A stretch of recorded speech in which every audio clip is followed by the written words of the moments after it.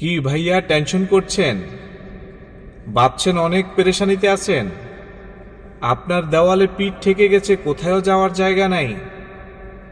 আপনি তাহলে এই সূরাটি পড়া শুরু করুন।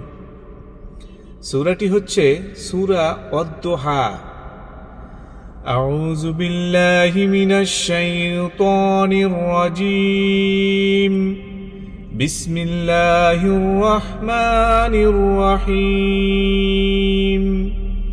ওয়াদ-দুহা ওয়াল-লাইলি ইযা সাজা মা ওয়াদ্দা'আকা রাব্বুকা ওয়া মা ক্বালা ওয়ালাল-আখিরাতু খায়রুল লাকা মিনাল উলা ওয়ালাসাউফা ইউ'তিকা রাব্বুকা ফাতারদা আলাম ইয়াজিদকা ইয়াতীমান ফাআওয়া ووجدك ضالا فهدى ووجدك عائلا فأغنى فأما اليتيم فلا تقهر وأما السائل فلا تنهر وأما بنعمة ربك فحدث।